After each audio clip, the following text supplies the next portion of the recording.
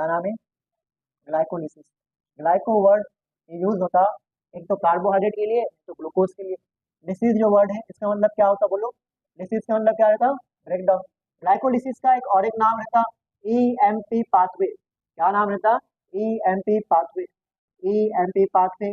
EMP pathway किसके ऊपर? जो साइंटिस्ट ने इसको डिस्कवर करे थे उनके नाम के ऊपर। ठीक है, तो ईएमपी पाथवे हो गया और साथ ही साथ क्या हो गया? ग्लाइकोलिसिस। ठीक है, यहाँ पे आप लोग मान लो कि ग्लाइको वर्ड का मीनिंग क्या है? यहाँ पे ग्लूकोज। क्या है यहाँ पे? ग्लूकोज।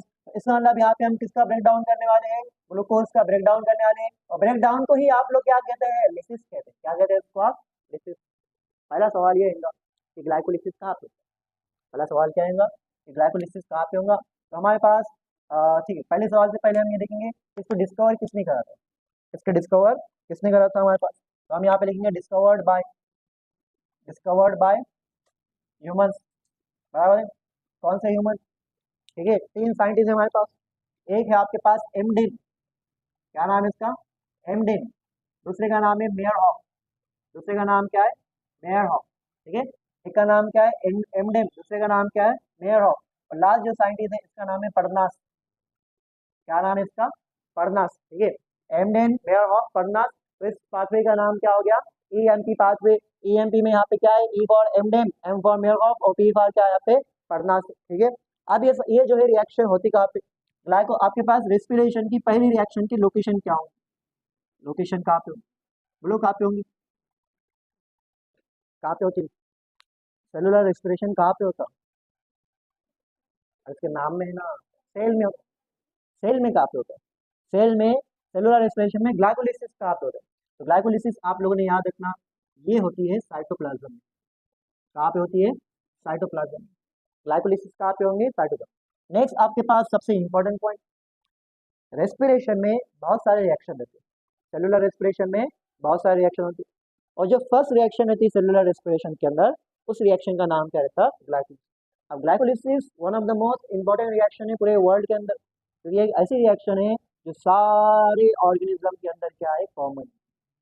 सारे ऑर्गेनिज्म में क्या है? कॉमन। चाहे आपके पास बैक्टीरिया हो, चाहे आपके पास अमीबा हो, चाहे आपके पास पैरामोशियम हो, चाहे आपके पास फंगस हो, चाहे आपके पास एनिमल का सेल हो, चाहे आपके पास प्लांट का सेल हो, कोई भी ऑर्गेनिज्म आप उठा लो, उसके सेल के साइटोप्लाज्म में एक रिएक्शन होने वाली, उस रिएक्शन का नाम क्या है? ग्लाइकोलिसिस। समझ गए आप? ऐसी रिएक्शन है जो दुनिया के सारी किस्में होने वाली है, ऑर्गेनिज्म में होने वाली है। सिर्फ एक ऑर्गेनिज्म को छोड़ के, उस ऑर्गेनिज्म का क्या नाम है? वायरस।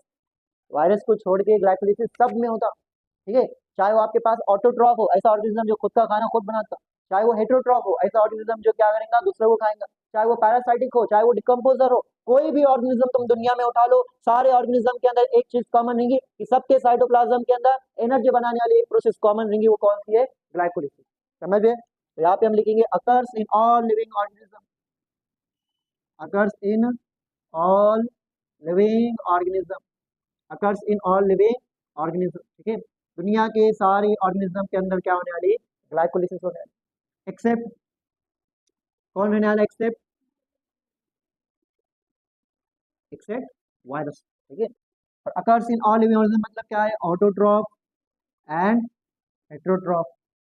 Autotroph and heterotroph.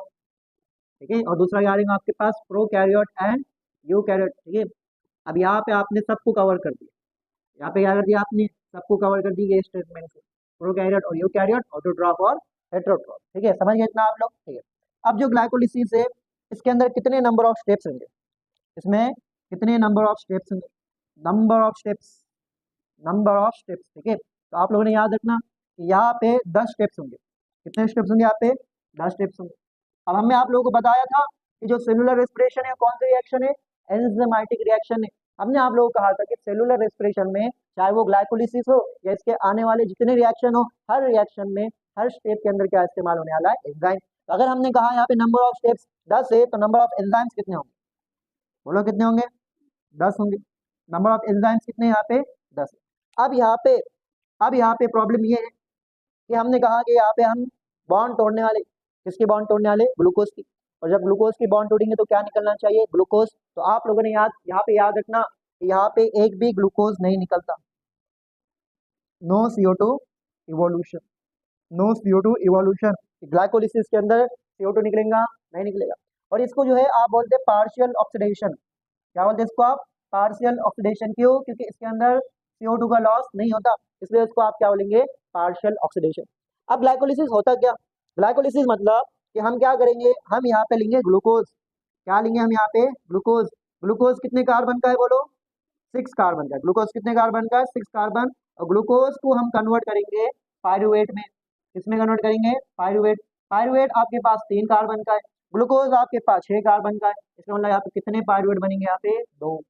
अभी देख रहे हैं आप कार्बन का नंबर अभी वैसा का वैसा ही है। हमने ग्लूकोज को एकदम बीच में से तोड़े, और जब बीच में से तोड़ेंगे तो CO2 निकलेगा? नहीं निकलेगा। CO2 निकलने के लिए उसको कहाँ से तोड़ना पड़ेगा आपको? कहाँ से तोड़ना पड़ेगा? कॉर्नर से, तभी तो CO2 निकलेगा ना। आपने बीच में से तोड़े तो यहाँ पे एक कंपाउंड बन गया 3 कार्बन का, यहाँ पे एक कंपाउंड बन गया 3 कार्बन का, लेकिन बॉन्ड टूटी, बॉन्ड टूटी, एनर्जी निकली, एनर्जी निकली, वरना यहाँ पे क्या बनेगा? ATP बनेगा। और ये प्रोसेस का नाम क्या रहने वाला आपके पास? ग्लाइकोलिसिस। ठीक है, तो यहाँ पे आपके पास क्या होगा फिर? यहाँ पे जो है आपके पास क्या होगा? Partial oxidation. क्या होगा यहाँ पे? पार्शियल ऑक्सीडेशन होगा। तो पार्शियल ऑक्सीडेशन से आपके पास क्या बनेंगे? 2 पायरुवेट बनेंगे। क्या बनेंगे यहाँ पे? 2 पायरुवेट बनेंगे। ठीक है, इतना समझ गए आप लोग? तो देखो अब हम जो है रिएक्शन चालू कर रहे हैं, इसका नाम क्या है? ग्लाइकोलिसिस। लेकिन ये रिएक्शन ग्लाइकोलिसिस सेल में तो हो रही, लेकिन कौन सी सेल में हो रही? प्लांट सेल में। प्लांट सेल में जो ग्लूकोज रहता है उसका जो ट्रांसपोर्ट होता है वो जो है आपके पास एक कंपाउंड के फॉर्म में होता है। वो जो है रहता है आपके पास सुक्रोज। क्या है? सुक्रोज। तो जो है पहले आप लोगों को ग्लूकोज को निकालना पड़ेगा सुक्रोज से। तो ये आपके पास इंपॉर्टेंट क्वेश्चन है, क्योंकि नीट में आया हुआ है कि सुक्रोज को अगर हम तोड़ेंगे तो हमारे को मिलेगा ग्लूकोज, और जो है साथ ही साथ क्या मिलेगा? फ्रुक्टोज। ग्लूकोज मिलेगा और साथ ही साथ क्या मिलेगा? फ्रुक्टोज। नीट में क्वेश्चन ये आया कि सुक्रोज को तोड़ने के लिए आप कौन सा एंजाइम इस्तेमाल करेंगे, और ये आपके पास जो है एक एक्सपेक्टेड क्वेश्चन रहता है जनरली। इस एंजाइम का नाम आप लोगों ने याद रखना। क्या नाम है इसका? इन्वर्टेज। क्या नाम है इसका? इन्वर्टेज। तो इन्वर्टेज सुक्रोज को तोड़ेगा ग्लूकोज और फ्रुक्टोज। अब आप लोग ये बताओ, ग्लूकोज और फ्रुक्टोज दोनों में से कौन सा आपके पास कंपाउंड है जो ग्लाइकोलिसिस में पार्ट लेगा? तो इसका आंसर क्या रहेगा? दोनों। ग्लूकोज भी जो है ग्लाइकोलिसिस करेगा और फ्रुक्टोज भी ग्लाइकोलिसिस करेगा, लेकिन कौन से स्टेप से ग्लाइकोलिसिस चालू करेगा वो डिफरेंट है। ठीक है, ग्लूकोज आपके पास जो है फर्स्ट स्टेप से ग्लाइकोलिसिस चालू करेगा, और फ्रुक्टोज जो है थोड़ा आगे से एंटर होगा। ठीक है, तो आपके पास फ्रुक्टोज हो गया और ग्लूकोज हो गया। तो हम यहाँ पे लिखेंगे both can enter, both can enter in glycolysis, both can enter in glycolysis. ठीक है, तो दोनों कहाँ पे एंटर हो सकते हैं? ग्लाइकोलिसिस के अंदर आराम से एंटर हो सकते हैं। समझिए आप लोग, इतना समझ गए ना? ठीक है, अब जो है आपके पास क्या होगा? अब हमारे पास जो है सबसे पहले ग्लूकोज है। सबसे पहले क्या है? ग्लूकोज है। तो हमारे पास ग्लूकोज है। अब जो है ग्लूकोज को हम जो है क्या करेंगे? कन्वर्ट करेंगे। ग्लूकोज कितने कार्बन का है? 6 कार्बन का। ग्लूकोज को हम कन्वर्ट करेंगे ग्लूकोज 6 फॉस्फेट में। इसमें कन्वर्ट करेंगे ग्लूकोज 6 फॉस्फेट में, हमने इसको कन्वर्ट कर दिया। तो glucose is converted into glucose 6 phosphate first step के अंदर। याद रखो आपके पास ग्लाइकोलिसिस जो है एक प्रोसेस है जिसमें आप एनर्जी बना रहे हैं। ठीक है, एनर्जी क्या रहती है आपके पास? ATP बना रहे हैं। ATP क्या रहता है आपके पास? Currency of sale, currency. बराबर। तो फिर बिजनेस में अगर आपको जो है करेंसी अर्न करना है तो सबसे पहले आप लोगों को क्या करना पड़ता? बिजनेस, बिजनेस के अंदर इन्वेस्टमेंट। क्या करना पड़ता? इन्वेस्टमेंट। इन्वेस्टमेंट करने के बाद ही रिटर्न मिलता ना। ऐसा तो नहीं है आप बिना इन्वेस्टमेंट करे आपके पास रिटर्न आ रहे। इन्वेस्टमेंट करना पड़ेगा। तो हमको ATP बनाने के लिए पहले ATP खर्च करना पड़ेगा। क्या कहा हमने? ATP बनाने के लिए क्या करना पड़ेगा? ATP खर्च करना पड़ेगा। तो आपके पास ग्लूकोज है और ग्लूकोज 6 फॉस्फेट है। तो ग्लूकोज 6 कार्बन का है, तो ग्लूकोज 6 फॉस्फेट भी कितने कार्बन का है? 6 कार्बन। अब यहाँ पे ये एक्स्ट्रा फॉस्फेट कहाँ से आया? 6 कार्बन पे फॉस्फेट कहाँ से आया? याद रखना यहाँ पे हमें किसका इस्तेमाल करें? ATP का इस्तेमाल करें। जब हमें यहाँ पे ATP यूज करें, एडिनोसाइन ट्राइफॉस्फेट, वो कन्वर्ट हो गया हमारे पास एडिनोसाइन डाइफॉस्फेट। ट्राइफॉस्फेट से डाइफॉस्फेट, एक फॉस्फेट कहा गया, वो फॉस्फेट आया आपके पास कहाँ पे? ग्लूकोज के 6 कार्बन पे आके अटैच हो गया। समझ गए आप लोग? अब आप लोग जो है कुछ चीजें याद रखो। आप लोग कुछ चीजें याद रखो कि जब भी जो है हमारे पास ATP का इस्तेमाल होगा या ATP बनेगा, जब भी आपके पास NADH2 का इस्तेमाल होगा या NADH2 बनेगा, और जब आपके पास जो है CO2 बाहर निकलेगा रिएक्शन से, जब ATP का इस्तेमाल होगा या ATP बनेगा, तो जो एंजाइम रहेगा उस एंजाइम का नाम रहेगा काइनेज। क्या नाम रहेगा? काइनेज। याद है ना आप लोगों को हमने कहा था रेस्पिरेशन में हर एक स्टेप के अंदर एंजाइम इस्तेमाल होता, मतलब ये स्टेप के अंदर भी क्या इस्तेमाल हुआ? एंजाइम इस्तेमाल। जब भी आपके पास NADH2 का इस्तेमाल होगा या NADH2 बनेगा, वहां पे एंजाइम का नाम रहेगा डिहाइड्रोजनेज। क्या नाम रहेगा उसका? डिहाइड्रोजनेज। और अगर जो है आपके पास कोई रिएक्शन में CO2 बाहर निकला, CO2 बाहर निकला, उसको हम बोलेंगे डी कार्बोक्सिलेज। क्या बोलेंगे उसको हम? डी कार्बोक्सिलेज बोलेंगे। ठीक है, ये तीन आप लोगों को कन्वेंशन याद रखना है कि ATP बना या ATP आपके पास इस्तेमाल हुआ तो एंजाइम का नाम क्या है? काइनेज। NADH2 बना या NADH2 इस्तेमाल हुआ, एंजाइम का नाम क्या रहेगा? डिहाइड्रोजनेज। तो अगर वहां से CO2 निकला तो एंजाइम का नाम क्या रहेगा? D carboxylase. यहाँ पे ATP यूज हुआ तो यहाँ पे एंजाइम का नाम क्या होगा? काइनेज। और अब आप लोगों ने याद रखना कि काइनेज तो एंजाइम का नाम हुआ, लेकिन हमेशा हम जो है क्या करते हैं, जो आपके पास सबस्ट्रेट रहता है, ठीक है, ये सबस्ट्रेट हो गया और ये क्या हो गया? प्रोडक्ट हो गया। सबस्ट्रेट का नाम हम आगे चिपकाते हैं। ये ग्लूकोज है, ग्लूकोज कितने कार्बन का है? 6 कार्बन का, और 6 कार्बन को आप केमिस्ट्री में क्या बोलते हैं? हेक्स। क्या बोलते हैं? हेक्स। इसका नाम होगा हेक्सोकाइनेज। क्या नाम रहेगा इसका? हेक्सोकाइनेज। समझ गए आप लोग? ठीक है, अब जो हमारे पास ग्लूकोज जो है उसके भाई में कन्वर्ट होगा। इसका भाई मतलब फ्रुक्टोज। ठीक है, क्या नाम है इसका? फ्रुक्टोज। Fructose 6 phosphate. अगर आप लोगों को मालूम नहीं तो आपके पास जो ग्लूकोज है और फ्रुक्टोज है, ये दोनों एक दूसरे के क्या रहते हैं? इस तरह आइसोमर रहते हैं। आइसोमर क्या रहते हैं? आपके पास सेम मॉलिक्यूलर फॉर्मूला और डिफरेंट स्ट्रक्चर रहते हैं, इसको आप क्या बोलते हैं? आइसोमर। तो आपके पास ये भी 6 कार्बन का है, ये भी 6 कार्बन का है, और जब यहाँ पे आइसोमर है तो यहाँ पे जो एंजाइम है इसका नाम क्या रहेगा? आइसोमरेज। क्या नाम रहेगा इस एंजाइम का? आइसोमरेज जो है इस एंजाइम का नाम है। तो ग्लूकोज अगर एंटर हुआ ग्लाइकोलिसिस में तो यहाँ पे होगा, और फ्रुक्टोज जब एंटर हुआ ग्लाइकोलिसिस में यहाँ पे होगा। बराबर? तो आप बोलेंगे लेकिन सर वहाँ पे तो ATP लग रहा, तो फ्रुक्टोज डायरेक्टली एंटर हो रहा, वहाँ पे ATP नहीं लगा। तो आप ध्यान से देखो वो क्या है? फ्रुक्टोज। और ये क्या है? Fructose 6 phosphate. तो फ्रुक्टोज 6 फॉस्फेट बनने में क्या लगेगा? यहाँ पे ATP लगेगा। तो दोनों भी आपके पास आएंगे, तो आपके पास ग्लूकोज का इस्तेमाल करो या फ्रुक्टोज का इस्तेमाल करो, लगने वाला क्या है? यहाँ पे एक ATP लगने वाला। ठीक है, अब जो आपके पास फ्रुक्टोज 6 फॉस्फेट है, ये आपके पास टूटेगा। ये क्या होगा? आपके पास टूटेगा। और जो है आपके पास सॉरी, ये फ्रुक्टोज जो है 6 फॉस्फेट है, ये आपके पास आगे जाएगा और कन्वर्ट हो जाएगा फ्रुक्टोज 1,6। Fructose 1,6 bis phosphate. इसमें कन्वर्ट होगा फ्रुक्टोज 1,6 बिस फॉस्फेट में ही क्या हो गया? आपके पास कन्वर्ट हो गया। अब हम सबको मालूम फ्रुक्टोज में 6 कार्बन के ऊपर फॉस्फेट, इसलिए क्योंकि हमने यहाँ पे ATP इस्तेमाल करे थे। यहाँ पे हमने ट्राई फॉस्फेट से डाई फॉस्फेट करे और एक फॉस्फेट ग्लूकोज को दे दिए थे, तो यहाँ पे आया। अभी फर्स्ट कार्बन पे जो है फॉस्फेट ग्रुप कहाँ से आया? फर्स्ट कार्बन पे फॉस्फेट ग्रुप कहाँ से आया? फिर से वही आपके पास बात हुई। बोलो क्या होगा? बोलो क्या होगा? यहाँ पे हमने ATP इस्तेमाल करे, एडिनोसाइन ट्राइफॉस्फेट। ट्राइफॉस्फेट से ये हुआ डाइफॉस्फेट, और डाइफॉस्फेट जो है आपके पास हुआ तो एक फॉस्फेट कहाँ गया? ग्लूकोज फ्रुक्टोज के फर्स्ट कार्बन का है। अब आप लोग बोलो एंजाइम का नाम क्या होगा? यहाँ पे एंजाइम का नाम क्या होगा? काइनेज। क्या नाम रहेगा? काइनेज। इसको आप काइनेज बोलेंगे, इसको आप बोल सकते, सॉरी, इसको जो है काइनेज लिख सकते हैं हम, या हम यहाँ पे लिख सकते हैं आगे फ्रुक्टो फॉस्फोकाइनेज या फॉस्फो फ्रुक्टोकाइनेज। Phospho fructo. ठीक है, इस तरह भी लिख सकते हैं आप, फ्रुक्टोज 6 फॉस्फोकाइनेज, इस तरह भी आप लिख सकते हैं। ठीक है, तो काइनेज नाम है। अब आप एक बात याद रखना कि जब आपके पास कोई कंपाउंड पे, आपके पास कोई पर्टिकुलर कंपाउंड है, उस कंपाउंड पे फॉस्फेट ग्रुप लगा, अगर कोई कंपाउंड पे फॉस्फेट ग्रुप लगा तो इस रिएक्शन को हम बोलते हैं फॉस्फोराइलेशन। क्या बोलते हैं इसको हम? फॉस्फोराइलेशन। आपके पास ADP है, ADP को आपने फॉस्फेट ग्रुप चिपका दिए और यहाँ पे ATP बना, इसको भी आप क्या बोलेंगे? फॉस्फोराइलेशन। यहाँ पे आपके पास ग्लूकोज है, ग्लूकोज के ऊपर फॉस्फेट ग्रुप चिपका, इसका मतलब ग्लूकोज का क्या हो गया? यहाँ पे फॉस्फोराइलेशन। तो हम बोल सकते हैं कि ग्लूकोज का फॉस्फोराइलेशन हुआ। क्यों? क्योंकि हमने यहाँ पे ATP इस्तेमाल करे, ग्लूकोज के ऊपर फॉस्फेट ग्रुप चिपका है, मतलब ग्लूकोज का क्या हुआ? फॉस्फोराइलेशन। और जब हम ATP बनेंगे, जब हम ATP बनेंगे तो हम किसका फॉस्फोराइलेशन करेंगे? ADP का। ADP को हम फॉस्फेट ग्रुप चिपकाएंगे तो हमारे पास ATP बनेगा, उसको हम क्या बोलेंगे? फॉस्फोराइलेशन बोले। ठीक है, समझ में आ रहा है इतना आप लोगों को? ठीक है, तो यहाँ तक आप समझ गए ना? आप सब हम सबके पास क्या बना? फ्रुक्टोज 1,6 बिसफॉस्फेट बना। अब फ्रुक्टोज 1,6 बिसफॉस्फेट है, इसको हम तोड़ेंगे। इसको हम क्या करेंगे? तोड़ेंगे। पहली बार हमारे पास बॉन्ड टूटने वाली है, और आप सबको मालूम कि बॉन्ड टूटेंगी तो क्या निकलेंगी? एनर्जी निकलेगी। ठीक है, तो हमारे पास जो फ्रुक्टोज 1,6 बिसफॉस्फेट है ये टूटेगा, और ये टूट के क्या बनेगा? ये आपके पास दो कंपाउंड बनेगा। एक का नाम रहेगा पागल। क्या नाम रहेगा इसका? पागल। और दूसरे का नाम रहेगा धप। दूसरे का नाम क्या रहेगा? धप। ठीक है, पागल आपके पास क्या है?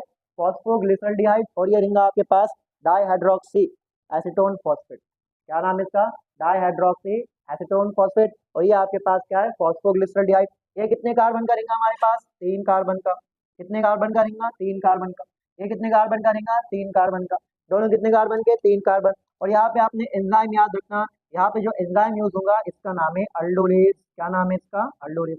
तो फ्रुक्टोज 1,6 दिस फॉस्फेट आपके पास एकदम बीच में से टूटेगा, 3 कार्बन का फॉस्फोग्लिसरॉल्डिहाइड बनेगा, 3 कार्बन का डाइहाइड्रोक्सी एसीटोन फॉस्फेट बनेगा। ठीक है, तो यहाँ पे हम लिख लेते इसका नाम क्या है, फॉस्फोग्लिसरॉल्डिहाइड। ये तो आप सबको मालूम है, मालूम ना आप सबको, ये हमने केल्विन साइकिल में लिखे थे। इसका नाम लिखते हैं हम, इसका नाम क्या है, dihydroxy, dihydroxy, dihydroxy, dihydroxy acetone phosphate, dihydroxy acetone phosphate क्या हो गया इसका नाम, डाइहाइड्रोक्सी एसीटोन फॉस्फेट। अब याद रखना आप लोगों ने, ये दोनों एक दूसरे के आइसोमर है, ये दोनों क्या एक दूसरे के आइसोमर भाई, ये दोनों एक दूसरे के। इसका मतलब आप जो है डाइहाइड्रोक्सी एसीटोन फॉस्फेट को पीजीएल में कन्वर्ट कर सकते हैं, और फॉस्फोग्लिसरॉल्डिहाइड को आप किस में कन्वर्ट कर सकते हैं, डाइहाइड्रोक्सी एसीटोन फॉस्फेट। अगर जो आपके पास दो आइसोमर एक दूसरे के बीच में इनका कन्वर्टेबल है, तो यहाँ पे एंजाइम का नाम क्या रहेगा, क्या नाम रहेगा एंजाइम का, आइसोमरेज एंजाइम का नाम रहेगा। कितने स्टेप हो गया अभी तक, डायपोलिसिस में कितने स्टेप रहने वाले थे, 10। अभी तक कितने हो गए आपके पास, 1 2 3 4 5, कितने हो गए, 5 स्टेप। बाकी कितने हमारे पास, 5 स्टेप बाकी। तो हम यहाँ से लिखेंगे, ठीक है, हम यहाँ से जो है चालू करेंगे। ठीक है, तो मान लो कि आपके पास ये स्टेप है, ये स्टेप डबल से लिखते हैं हम। यहाँ पे हमारे पास क्या था, PgAl था। ठीक है, आप लोग भी जो है ध्यान से लिखना। और यहाँ पे क्या था, DHAP था, डाइहाइड्रोक्सी एसीटोन फॉस्फेट। और यहाँ पे क्या है हमारे पास, PgL है, बराबर है। PgL भी 3 कार्बन का है, और वो भी आपके पास कितने कार्बन का है, 3 कार्बन का है, बराबर है। अब क्या होगा यहाँ पे, अब यहाँ पे जो आपके पास PgAl है, जो क्या है PgAl, इसमें से 2 H+ निकलेंगे। क्या निकलेंगे इसमें से, 2 H+ निकलेंगे, रेडॉक्स इक्विवेलेंट निकलेंगे। क्या निकलेंगे, 2 रेडॉक्स इक्विवेलेंट निकलेंगे। तो 2 H+ जो है हमारे पास जो है कौन लेगा, 2 H+ जो है हमारे पास कौन लेगा, ये लेगा हमारे पास NADP+। कौन लेगा ये, NADP+ लेगा। यहाँ पे NADP+ के पास 2 H+ आ गए, और NADP+ के पास 2 H+ आने की वजह से ये क्या बनेगा आपके पास, NADH2 बनेगा। क्या बनेगा आपके पास, NADH2 बनेगा। तो पहली बार हमारे पास इस रिएक्शन में कुछ तो भी बना, क्या बना हमारे पास, NADH2 बना, एनर्जी का पैकेट पहली बार बना हमारे पास। अभी तक हमने सिर्फ क्या करे, इन्वेस्टमेंट करे, एक एटीपी यूज करे, दूसरा एटीपी यूज करे, अभी तक एनर्जी नहीं बनी थी। पहली बार हमारे पास क्या बना, कुछ तो भी बना, और ये कुछ तो भी क्या है, एक NADH2 बना। समझ में आ गया आप, ठीक है। जब आपके पास 2 H+ PgL में से निकला, तो PgL का क्या हुआ, यहाँ पे ऑक्सीडेशन हुआ। क्या हुआ पे, ऑक्सीडेशन। इसके बाद जो PgL है ये आपके पास बना 1,3, ये आपके पास क्या बना, 1,3 bis PGA। क्या बना आपके पास, 1,3 bis PGA। अब आप बोलेंगे सर PgAl इज फॉस्फोग्लिसरॉल्डिहाइड, इसमें एक फॉस्फेट ग्रुप है, लेकिन यहाँ पे तो 2 फॉस्फेट ग्रुप दिख रहा, इसलिए तो आपने bis PGA लिखा। 1,3 bis PGA का फुल फॉर्म क्या है, राइट, फॉस्फोग्लिसरिक एसिड, या फॉस्फो जो है ग्लिसरेट, इसको आप बोलेंगे। ये कहाँ से आया, अब आप लोगों ने याद रखना कि ये जो आपके पास एटीपी से नहीं आया, ये आपके पास क्या आया, H3PO4 से आया। कहाँ से आया, H3PO4 से आया। तो याद रखना यहाँ पे ऑक्सीडेशन जो है PgL का किसने करा, H3PO4 का। अगर हमने आप लोगों को पूछा कि यहाँ पे जो एंजाइम है इसका नाम क्या रहेगा, बोलो इसके एंजाइम का नाम क्या, डिहाइड्रोजनेस। क्या नाम रहेगा इसका, डिहाइड्रोजनेस, इस एंजाइम का नाम रहेगा डिहाइड्रोजनेस। आप क्या बोल सकते हो, फॉस्फोग्लिसरॉल्डिहाइड डिहाइड्रोजन, फॉस्फोग्लिसरॉल्डिहाइड डिहाइड्रोजन जो है बोल सकते हैं आप, ठीक है। अब जो है क्या होगा आपके पास, अब 1,3 bis PGA से हमारे पास क्या बनेगा, 3 PGA। क्या बनेगा हमारे पास, 3 PGA। अब आप ध्यान से देखो, 1,3 bis PGA, इसमें 2 फॉस्फेट है, 3 PGA थर्ड कार्बन पे फॉस्फेट है, 2 फॉस्फेट से एक फॉस्फेट कहाँ चले गया, वो आपके पास गया ADP के पास। जब ADP को जो है फॉस्फेट ग्रुप मिलेगा, तो आपके पास क्या बनेगा, ATP बनेगा। और जब ADP से ATP बना, तो आप बोलेंगे यहाँ पे क्या हुआ, फॉस्फोराइलेशन हुआ। क्या हुआ यहाँ पे, फॉस्फोराइलेशन। फिर आपके पास क्या करेंगे हम, उसके बाद हम क्या करेंगे, 3 PGA, जो थर्ड कार्बन पे फॉस्फेट ग्रुप है उसको मूव करेंगे, और क्या करेंगे हम, 2 PGA बनेंगे। 2 PGA जो है उससे क्या करेंगे, अभी भी यहाँ पे एक ही फॉस्फेट है, थर्ड कार्बन पे फॉस्फेट है। यहाँ पे फॉस्फेट कहाँ पे, सेकंड कार्बन पे। फॉस्फेट बढ़ा यहाँ पे या कम हुआ, नहीं, जितने हैं उतने ही है। अब क्या होगा हमारे पास, बनेगा फॉस्फोइनॉल पायरुवेट। क्या बनेगा, फॉस्फोइनॉल पायरुवेट। ये सब कितने कार्बन के, ये सब कितने कार्बन के, 3 कार्बन के, ये सब 3 कार्बन के। फॉस्फोइनॉल पायरुवेट, अभी भी कितना फॉस्फेट, एक ही है, कुछ कम नहीं हुआ कुछ ज्यादा नहीं हुआ, इसका मतलब ना एटीपी बना ना आपके पास कुछ हुआ, ठीक है। अब देखो आपके पास क्या होगा, अब जो है हमारे पास फॉस्फोइनॉल पायरुवेट से बनेगा पायरुवेट। क्या बनेगा, पायरुवेट। फॉस्फोइनॉल पायरुवेट से क्या बनेगा, पायरुवेट बनेगा। और साथ ही साथ आपके पास जो है फॉस्फोइनॉल पायरुवेट में फॉस्फेट है क्या? पायरुवेट में फॉस्फेट है? नहीं है। इसका मतलब क्या हुआ? इसका मतलब क्या हुआ? यहाँ पे फॉस्फोराइलेशन हुआ, एडीपी से आपने क्या बनाए? एटीपी बनाए। जब एडीपी पे एक्स्ट्रा फॉस्फेट चिपका तो उसका फॉस्फोराइलेशन हुआ और आपके पास क्या बना? एटीपी बना। अब आप लोग बोलो यहाँ पे एंजाइम का नाम क्या होगा? यहाँ पे नाम क्या होगा? 1,3 बिस पीजीए और आगे क्या चिपका देंगे हम? काइनेस। ठीक है, या आप बोल सकते फॉस्फोग्लिसरेट काइनेस बोल सकते। लेकिन यहाँ पे एंजाइम बहुत इंपॉर्टेंट है। एंजाइम में जनरली हम क्या कर रहे थे? सबस्ट्रेट का नाम चिपका रहे थे। अगर ये रिएक्शन है तो सबस्ट्रेट हो गया, ये प्रोडक्ट हो गया तो सबस्ट्रेट का। लेकिन यहाँ पे आप प्रोडक्ट का नाम चिपकाएंगे और यहाँ पे जो आपके पास एंजाइम है ना, इसका नाम क्या रहेगा? Pyruvate kinase. क्या नाम रहेगा? पायरुवेट काइनेस जो है इसका नाम। और ये भी याद रखना आपने, यहाँ पे जो है बाहर क्या निकला? वाटर। क्या निकला यहाँ से बाहर? वाटर बाहर निकला। ठीक है, ये आपके पास रिएक्शन हुई। अब यहाँ पे रिएक्शन खत्म नहीं हुई। ठीक है, अभी तक हमने देखे कि हमने 2 एटीपी का इन्वेस्टमेंट करे और रिटर्न में हमको क्या मिला? 2 एटीपी मिले और साथ ही साथ क्या मिला? एक एनएडीएच। लेकिन रिएक्शन यहाँ पे खत्म नहीं हुई, क्योंकि आपके पास एक पीजीएल से आपने एक पाइरुवेट बनाए, लेकिन अभी कौन बाकी है? डीएच। आप डीएचएपी को कन्वर्ट करेंगे पीजीएल में और ये रिएक्शन डबल से होंगी। जब ये रिएक्शन डबल से होंगी तो और एक बार NADH2 बनेगा और एक बार एटीपी बनेगा और एक बार क्या बनेगा? एटीपी बनेगा। इसका मतलब 2 NADH2 बनने वाले हैं, 2 एटीपी बनने वाले हैं और 2 एटीपी बनने वाले। कितने एटीपी हो गए? 4 एटीपी। और NADH2 कितने हो गए? लेकिन इन 4 एटीपी में से हम 2 एटीपी क्या करेंगे? यहाँ पे खर्च करेंगे तो नेट एटीपी कितने बचेंगे हमारे पास? 2 बचे। ठीक है, और लास्ट में हमारे पास पायरुवेट कितने बनेंगे? 2 बनेंगे। लेकिन यहाँ पे एक भी कार्बन डाइऑक्साइड निकला नहीं? निकला। इसलिए इसको हम क्या बोलते हैं? Partial oxidation. क्या बोलते हैं इसको हम? Partial oxidation. ठीक है, इसको आप क्या करो? लिख लो।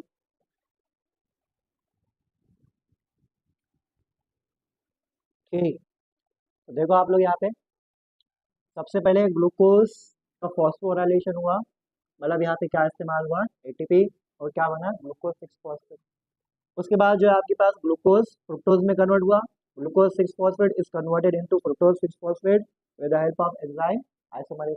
फिर फ्रुक्टोज 6 फॉस्फेट का फॉस्फोराइलेशन हुआ, मतलब यहाँ पे क्या इस्तेमाल हुआ? एटीपी। तो फ्रुक्टोज को आपने एक फॉस्फेट जो है बॉन्ड फॉस्फेट ग्रुप चिपकाए और फ्रुक्टोज क्या बन गया आपके पास?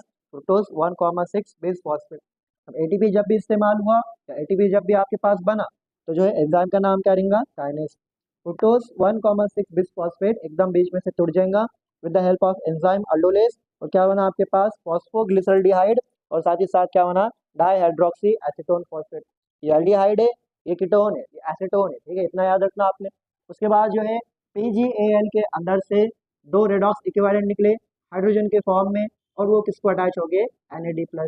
साथ ही साथ जो है PgL का ऑक्सीडेशन कौन करेगा? H3PO4। और आपके पास PgL किस में कन्वर्ट हो जाएगा? 1,3 बिस Pg में। और पहली बार आपके पास एनर्जी बनी in the form of NADH2। फिर 1,3 बिस Pga 3 Pga में बन गया। यहाँ पे 2 फॉस्फेट है, यहाँ पे एक फॉस्फेट है। एक फॉस्फेट कहा गया, वो एडीपी को मिला। एडीपी का फॉस्फोराइलेशन हुआ और क्या बना? यहाँ पे एटीपी बना। उसके बाद 3 पीजीए। पीजीए के थर्ड कार्बन पे फॉस्फेट है, एक फॉस्फेट। उसके बाद है 2 पीजीए। पीजीए के सेकंड कार्बन पे क्या है? फॉस्फेट। तो फॉस्फेट का नंबर यहाँ पे सेम है, लेकिन उसका पोजीशन क्या हो? चेंज हुई, कोई प्रॉब्लम नहीं। 2 पीजीए से फॉस्फोइनॉल पायरुवेट और दोनों के बीच में से क्या निकलेगा? वाटर निकलेगा। और यहाँ पे भी फॉस्फेट का नंबर क्या है? सेम है, कोई भी यहाँ पे चेंज हुआ नहीं हुआ। लेकिन यहाँ पे देखो आप लोग, फॉस्फोइनॉल पायरुवेट से पायरुवेट, पायरुवेट में तो फॉस्फेट नहीं है तो यहाँ का फॉस्फेट कहा गया, वो एडीपी को मिला। एडीपी का फॉस्फोराइलेशन हुआ और क्या बना? एटीपी। जब एटीपी बनेगा तो एंजाइम का नाम क्या रहेगा? काइनेज। और पहली बार प्रोडक्ट का नाम चिपका आपके पास पायरुवेट काइनेज। ये रिएक्शन आपके पास एक बार हुई। फिर जो है आपके पास डीएचएपी जो है कन्वर्ट हो जाएगा पीजीएल में और ये रिएक्शन क्या होंगे आपके पास? फिर से होंगे। रिएक्शन कहाँ पे हो रही है? रिएक्शन साइटोप्लाज्म में हो रहा है। किसका साइटोप्लाज्म? सेल के। ठीक है, तो दुनिया के जो सारे सेल्स है, सारे सेल्स के अंदर एक रिएक्शन कॉमन है रेस्पिरेशन की, वो कौन सी है? ग्लाइकोलिसिस। समझिए आप लोग इतना? ठीक है, ये कौन सा स्टेप है बोलो गिन के? Step number 6। क्या टोटल 10 हो गए? 10 नहीं हुए? ये देखो, ये कौन सा है? 5th, 6, 7, 8, 9, बराबर 10।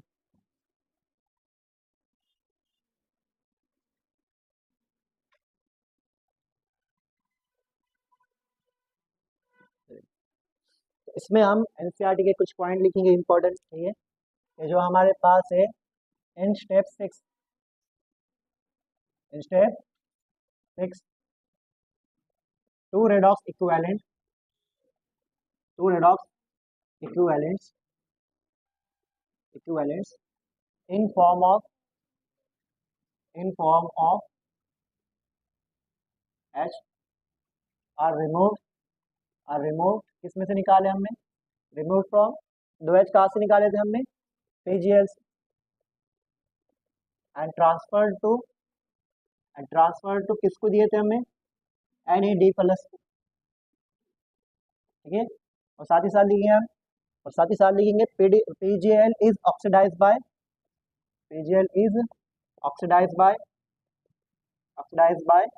H3PO4। आप लोगों ने एक बात याद रखना कि NADH2 जहाँ पे बनता है वहाँ पे 2 रिएक्शन होती है, NADH2 इस्तेमाल होगा या NADH2 बनेगा, तो उस स्टेप के अंदर 2 रिएक्शन होती है, एक रिडक्शन होता है और दूसरा क्या होता है, ऑक्सीडेशन होता है। समझो, कभी कभार आपको जो है एग्जाम में ऐसा नहीं पूछता कि बताओ आपके पास कौन से स्टेप में NADH2 बना, ठीक है, नंबर ऑफ जो है NADH2 पुलिस में, ऐसा पूछेगा कि ग्लाइकोलिसिस में नंबर ऑफ ऑक्सीडेशन कितने हुए, तो याद रखना उन्हें नंबर ऑफ ऑक्सीडेशन पूछा तो जहाँ पे NADH2 बना या NADH2 इस्तेमाल हुआ उसको क्या बोलते हैं आप, ऑक्सीडेशन।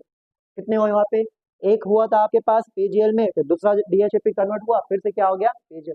तो होता क्या कि आपके पास क्या है, आपके पास ये कहा, आपके पास यहाँ पे NADP प्लस से क्या बना, NADH2 बना, बराबर। अब कोई कंपाउंड को हाइड्रोजन मिलता है तो उसका क्या होता है, रिडक्शन, बराबर। लेकिन ये जो हाइड्रोजन इसको मिल रहा है तो इसने कोई कंपाउंड और से कोई और कंपाउंड से निकाला, अगर कोई कंपाउंड से हाइड्रोजन निकलता है तो उसका क्या होगा, ऑक्सीडेशन, और जो कंपाउंड को जो है आपके पास हाइड्रोजन मिलता है उसका क्या होता है, रिडक्शन। याद रखना, तो NADH2 जहाँ बन रहा या NADH2 जहाँ पे इस्तेमाल हो रहा वहाँ पे रिडक्शन भी होता है और क्या होता है, ऑक्सीडेशन भी होता है। इसलिए जो है जब हम बायोमोलिक्यूल पढ़ेंगे, ठीक है, अब ये NAD प्लस ने क्या करा, NAD प्लस ने हाइड्रोजन निकाला, तो आपके पास हमने कहा था यहाँ पे एंजाइम कौन सा यूज होता, डीहाइड्रोजनेस, डी मतलब निकालना, किसको निकाला, हाइड्रोजन को, इसलिए एंजाइम का नाम क्या है, डीहाइड्रोजनेस। और डीहाइड्रोजनेस एंजाइम का नाम और एक है, जब हम बायोमोलिक्यूल पढ़ेंगे तो हम पढ़ेंगे डीहाइड्रोजनेस का नाम रहता ऑक्सीडोरिडक्टेज, क्योंकि जहाँ भी डीहाइड्रोजनेस इस्तेमाल हो रहा वहाँ पे ऑक्सीडेशन भी होता है और क्या होता है, रिडक्शन। लिखने की जरूरत नहीं है आप लोगों को, हम बायोमोलिक्यूल में जो है इसको पढ़ने वाले, बायोमोलिक्यूल में जितने टाइप्स के एंजाइम रहते उन सब के बारे में हम पढ़ते, ठीक है। अब यहाँ पे हम देखेंगे कि हमने क्या क्या बना, तो सबसे पहले बोलेंगे हम टोटल नंबर, सबसे पहले हम देखेंगे टोटल कितने ATP, टोटल ATP फॉर्म, बोलो, ठीक है, 2 ATP बने थे एक PGL से, लेकिन जो है आपके पास PGL कितने हुए थे, 2, तो आपके पास कितने बने टोटल, 4 ATP बने, ठीक है। लेकिन हम ATP यूज भी करें, नंबर ऑफ ATP कंज्यूम बोल सकते हैं, या आप क्या लिख सकते हैं यहाँ पे, यूज भी लिख सकते हैं। कितने ATP यूज करें हमने, 2 ATP यूज करें, तो हमारे पास नेट ATP कितने हो जाएंगे, फिर नेट ATP, ठीक है, नेट गेन ऑफ ATP कितना हो जाएंगे आपके पास, 2 ATP का हमारे पास क्या हुआ, गेन हुआ, ठीक है। और साथ ही साथ हमारे पास NADH2 कितने बने, NADH2, ठीक है, नंबर ऑफ NADH2 फॉर्म कितने बने, 2 NADH2 बने, बराबर है, ठीक है।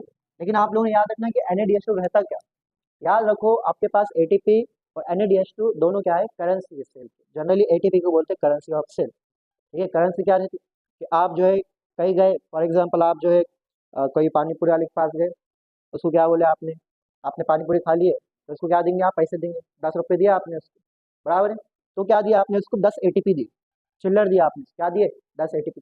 लेकिन जो है अगर आप पानी पूरी वाले के पास गए और आपने क्या करे वहाँ पे 10 रुपये की पानी पूरी खाए और उसको 10 रुपये का चेक लिख के दे रहा है, ऐसा होता नहीं होता। तो आपके पास जो NADH रहता है, चेक रहता है, क्या रहता है, चेक।